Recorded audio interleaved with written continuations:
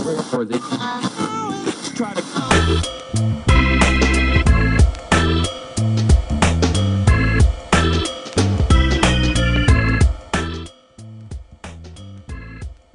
Welcome to this episode of Pittsburgh Business Virgin. I'm Brad Hillbert, your host, and I'm pleased to have Mr. Jimmy Wells co-hosting with me today. And we have, and Jimmy's going to give me a hard time because he's convinced I'm going to mess your names up. We have Mary Renshaw. Perfect. Well Renshaw. And Shea Murtaugh. Yes. Bingo. And they're with Hoffmann-Murtaugh. And actually, Shea is the owner and president. Correct? Yes. Mm-hmm. And the director of business development. See, here we call Nick the VP of BS, Business Solutions. I like it. Perfect. Mm-hmm. So you could be the director of BS, and potentially. I am. Yes. All right.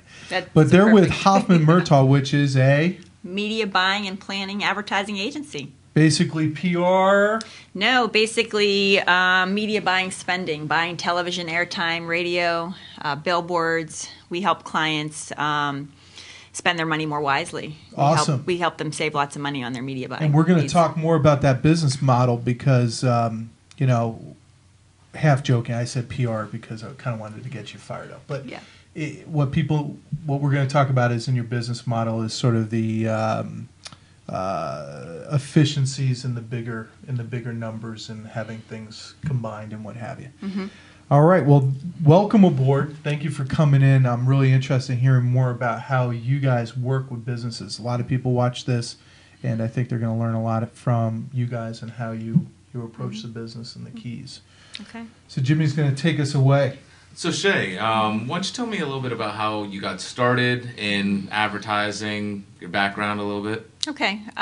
Basically, I majored in advertising at Duquesne University, and when I graduated, I really wanted to work in an advertising agency, but it was really hard to get out there and pound the pavement and get into an advertising agency at the time. So I actually fell into media sales at the time. Mm-hmm. So I started out in print. I worked for a paper called Gateway Press. The Trib owns that currently, and it was the Murrysville Area Star. So started out there. I really liked it. I never thought I would end up as a salesperson. That was not what I majored in. And that's not just sales. That's selling. That's really hard. Pounding the pavement. That's hardcore and sales. It was really tough, but I learned a lot from it. So from there, I went into radio sales. I had a dream to work at WDVE Radio, and so I went there at the age of, I think, that's about pretty 26. Much the top radio station. It was, and it still is. Yeah, They would love to know that was your dream.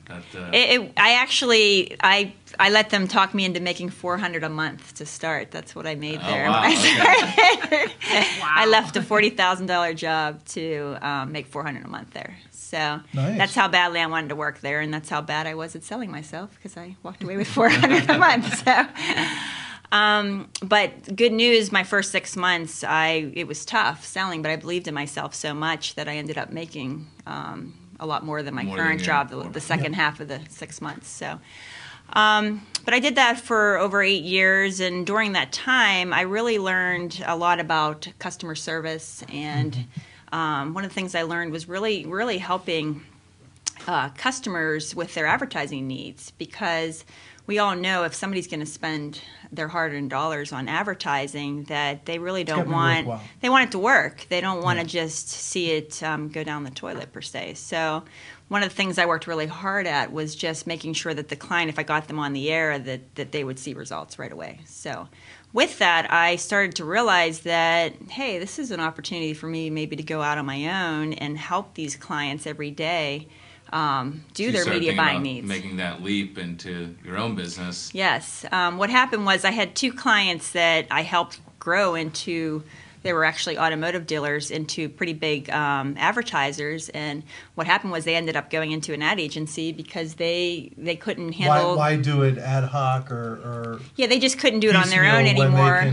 And with me, I was just selling DVE, so they couldn't have me place their TV buys, their other radio buys. So that's really when I realized, well, geez, if I would have had a business, they would have been my 2 clients. So At that point, I went to one of my biggest clients. I asked them hey, I would like to start my own business, and will you be my first client? And they said yes, and the rest is history. I think, How many years ago was that? Sorry. Oh, this is 7 years ago. 7 years ago. So, and 40 clients later. So Okay. we have about 40 clients now. Nice. So Very good. that we work Very with. nice.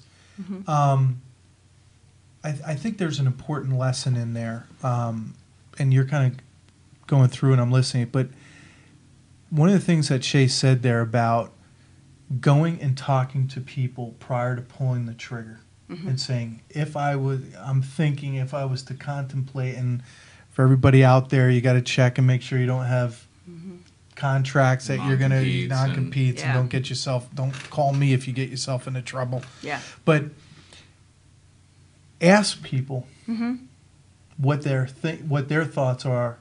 Do they see you doing it? And if you do, is it going to be successful? I think that is so important, because I think a lot of times people are like, I'm going to go and, hey, Mary, you ready? Oh no, we're kind of happy, So you gotta have some set business. It gives you the ability to not start out going crazy, because you're getting, oh my God, if I don't pick up a client, I won't be able to continue to do this. So it gives you that reassurance that you can start out your business. And you have some revenue coming in. Yeah, so I immediately had revenue coming in. I never had to really I didn't have to take a loan to start the business. I just immediately, I quit on a Friday and I started working on a Monday in the business. And at what point did you bring the one and only Mary into the situation? Mary is actually my 4th employee, so she has been with me for a year.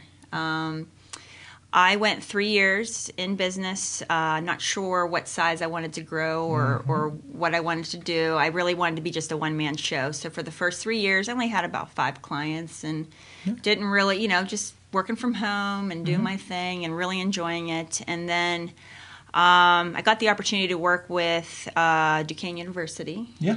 And we've been working with them ever since, and that was in 2004. And at the time, I hired my first employee, which was somebody that also worked in the radio field. Her name is Meredith Mangaluzzo. And at the same time, she was getting let go at her job. So it all kind of came into place. So she was my first employee. She's still with us, and she's the director of client services. So she interacts with all the clients as far as trafficking their spots, and she works with her own accounts where she does their advertising needs and stuff like that. So hold your thought. We're going to come back and we're going to talk to you and Mary about what are some of the things that people just starting out, and a lot of times, it's shoestring. What should they be doing? On the flip side, someone's watching this, has an established business. What are some of the things that they should be thinking about as far as putting together a advertising program to get out there and to target the people that that's a 2-part question, isn't it? It is. It is. So, but it's going to be an interesting 2-part One question. is, what should you do to advertise if you're a new business? Is that correct? And the other was, what kind of how much should you dedicate? What's that look like? What should you do to start? Okay. So we're going to come back with Mary and Shea, and if you want to check them out, go to www.Hoffmann-Murtaugh.com, and we'll be right back.